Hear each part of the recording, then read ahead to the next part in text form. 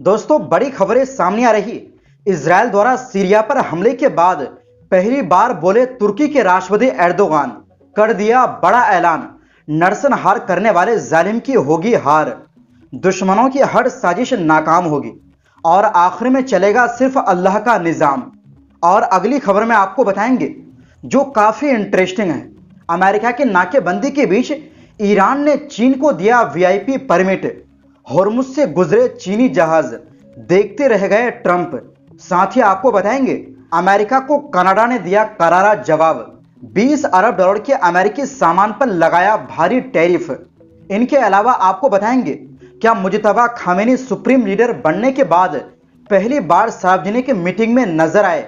Social media पर viral video की क्या है पूरी सच्चाई, सब कुछ इसी वीडियो में बताएंगे। तो बिना देर किए शुरुआत करते हैं खबरों की। दोस्तों, इजरायल द्वारा सीरिया में तुर्की के कनेक्शन वाले एयरपोर्ट पर हमले के बाद से दोनों देशों के बीच तनाव बना हुआ है।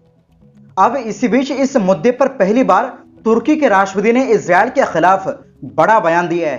तुर्की के राष्ट्रपति रजब तैयब एर्दोगान ने मलाज गिर्त जीत की 955वीं सालगिरह के मौके पर एक बड़े जलसे को खिताब करते हुए दुश्मनों को बहुत ही कड़ा पैगाम दिया है। दरअसल सीरिया के इदलिब में 18 अगस्त को अबू अल दुहर एयरबेस पर हुए इजरायली हवाई हमले के बाद एर्दोगान का यह पहला सार्वजनिक भाषण था।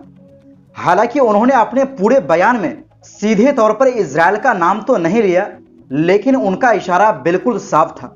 उन्होंने ललकारते हुए कहा कि हमारी सरजमीन, हमारी आवाम और इलाके के अमन चैन के खिलाफ जो गंदी साजिशें रची जा रही, हम उन्हें बहुत अच्छी तरह जानते हैं। उन्होंने दुश्मनों को दो टूक लहजे में कहा कि तुम चाहे कुछ भी कर लो, तुम हमें हमारे रास्ते से पीछे नहीं हटा सकते और ना ही तुर्क, कुर्द और अरब भाइयों को आपस में गले मिलने से रोक सकते हो। एर्दोगान ने इजरायल की ओर इशारा करते हुए बहुत ही दमदार बात कहते हुए कहा कि किसी भी दुश्मन का अपना कोई प्लान है तो हमारा भी अपना एक प्लान है, और इन सबसे बढ़कर पूरी कायनात के मालिक अल्लाह का अपना एक निजाम और प्लान है, और जीत आखिर में उसी के प्लान की होगी। उन्होंने साफ लफ्जों में चेतावनी दी कि दहशतगर्दी से फायदा उठाने वाले अवसरवादी, खून के सौदागर और नरसंहार करने वाले जालिम हरगिज कामयाब नहीं होंगे और वो बुरी तरह हारेंगे, जबकि जीत हमेशा इंसानियत, भाईचारे और अमन चैन चाहने वालों की होगी। उन्होंने कहा कि जीत तुर्की की 8 करोड़ 60 लाख आबादी की भी होगी। उन्होंने अवाम में हौसला भरते हुए कहा कि एक महान और शक्तिशाली तुर्की का सवेरा हो चुका है और तुर्की सदी के निर्माण की शुरुआत हो चुकी है। वहीं दूसरी ओर दोस्तों, पूरी दुनिया की नजरें इस वक्त खाड़ी पर टिकी है। माजरा यह है कि अमेरिकी सदर डोनाल्ड ट्रंप ने ईरान की घेराबंदी करने के लिए ऑपरेशन इकोनॉमिक आउटकास्ट के तहत एक सख्त नाकेबंदी कर रखी है। अमेरिका का इरादा ईरान के तेल और उसके वजूद को पूरी तरह खत्म करने का है और अमेरिकी नौसेना ने वहां से गुजरने वाले करीब 71 जहाजों का रास्ता रोककर उन्हें वापस भी मोड़ दिया है। इस नाकेबंदी की वजह से हॉर्मुज के इस बेहद अहम समुद्री रास्ते से आम जहाजों का गुजरना 90% तक बंद हो चुका है, और जो जहाज घुसकर अफ्रीका के रास्ते जा रहे हैं उनका सफर 25 दिन से बढ़कर 50 दिन का हो गया है। लेकिन इसी पूरी नाकेबंदी के बीच ईरान ने भी अमेरिका की इस दादागिरी के आगे घुटने टेकने से साफ इनकार कर दिया है। ईरान ने अपने सबसे पक्के और पुराने मददगार चीन के साथ मिलकर एक बड़ा दांव खेला है। चीन इस वक्त ईरान के कच्चे तेल का सबसे बड़ा खरीदार है, यानी ईरान का करीब 80 से 90% तेल सीधे बीजिंग जाता है। अपनी इसी गहरी दोस्ती और कूटनीति के तहत ईरान ने चीनी जहाजों को खास Persian gulf straight authority permit जारी कर दिया है, जिसे आप एक तरह का शाही वीआईपी पास कह सकते हैं। इस वीआईपी पास की बदौलत चीन के कई बड़े तेल टैंकर और मालवाहक जहाज अमेरिकी पाबंदियों और उसकी नौसेना की आंखों में धूल झोंकते हुए ईरान के उत्तरी समुद्री रास्ते यानी नॉर्दर्न कॉरिडोर से बिल्कुल महफूज और सलामत गुजर गए हैं। चीन ने साफ लफ्जों में अमेरिका को पैगाम दे दिया है कि वो इन अवैध पाबंदियों को हरगिज तस्लीम नहीं करेगा और अपनी ऊर्जा की जरूरतों को पूरा करने के लिए ईरान के साथ खड़ा रहेगा। यहां तक कि यह अंदेशा भी जताया जा रहा है कि चीन अपने जहाजों की हिफाजत के लिए अपनी नौसेना के जंगी बेड़े भी खाड़ी में उतार सकता है।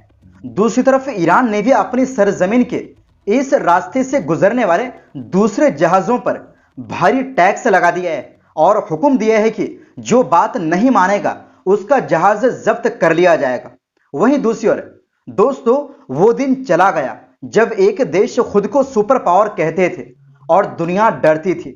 वो दौर खत्म हो चुका है। दरअसल कनाडा ने अमेरिका की ओर से लगाए गए टैरिफ का जवाब देते हुए उसके सामान पर 20 अरब डॉलर का टैरिफ लगा दिया है। कनाडा करीब 28 अरब कनाडाई डॉलर यानी लगभग 20 अरब अमेरिकी डॉलर मूल्य के अमेरिकी सामानों पर 15 से 50% तक का टैरिफ लगाएगा।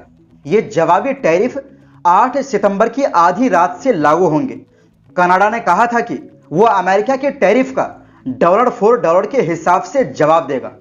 कनाडा अमेरिकी स्टील, डेयरी उत्पादों, घरेलू उपकरणों और कई अन्य सामानों पर जवाबी टैरिफ लगाएगा। कनाडा का यह कदम ट्रंप प्रशासन की ओर से शुक्रवार से कनाडा के कुछ सामान पर लगाए गए 50% टैरिफ के जवाब में।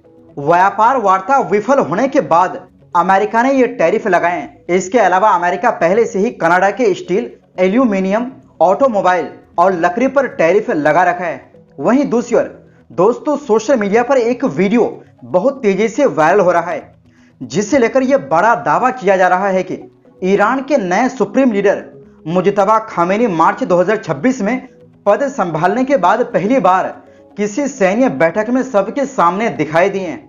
वायरल करने वाले अकाउंट का कहना है कि मुजतबा खामेनी ने सैन्य कमांडरों के साथ हॉर्मुज स्ट्रेट की सुरक्षा और अमेरिका के साथ जारी जंग के हालातों पर चर्चा करने के लिए यह इमरजेंसी बैठक बुलाई थी। लेकिन जब अल जजीरा नेटवर्क की ओपन इंटेलिजेंस यूनिट ने इस वीडियो की गहराई से जांच की तो इस दावे की सच्चाई सामने आई। अल जजीरा की पड़ताल में इस वीडियो के पुराने होने के 3 बड़े सबूत सामने आए। पहला तो ये कि वीडियो में बैठा कोई भी शख्स सेना या रेवोल्यूशनरी गार्ड यानी IRGC की वर्दी में नहीं है, जो कि किसी संवेदनशील सैन्य बैठक में नामुमकिन है। दूसरा सबूत यह है कि मुजतबा खामेनी के पीछे दीवार पर जो फ्रेम लटका हुआ है उसमें सिर्फ आयतुल्ला खुमैनी और पूर्व सुप्रीम लीडर अली खामेनी की तस्वीर है। खुद मुजतबा की कोई तस्वीर नहीं है, जबकि नए निजाम के बाद से उनकी तस्वीर लगाना सरकारी बैठकों में जरूरी हो चुका है। तीसरा सबसे बड़ा सबूत यह है कि जब वीडियो के ऑडियो की जांच की गई तो पता चला कि मुजतबा खामेनी वहां हॉर्मुज या किसी सैन्य रणनीति पर बात नहीं कर रहे थे, बल्कि वहां इस्लामिक सुरक्षा और मुस्लिमों की एकता जैसे वैचारिक और अकादमिक विषयों पर चर्चा हो रही थी। असल में यह वीडियो लगभग 4 साल पुराना यानी 2021 या 2022 का है, जब मुजतबा खामेनी एक छात्र माजिद कासिमी शीरी की PhD रिसर्च की बैठक में एक गाइड प्रोफेसर के रूप में शामिल हुए थे। तो फिलहाल के लिए इस रिपोर्ट में बस इतना ही। फिर मिलते हैं एक नई रिपोर्ट्स के साथ।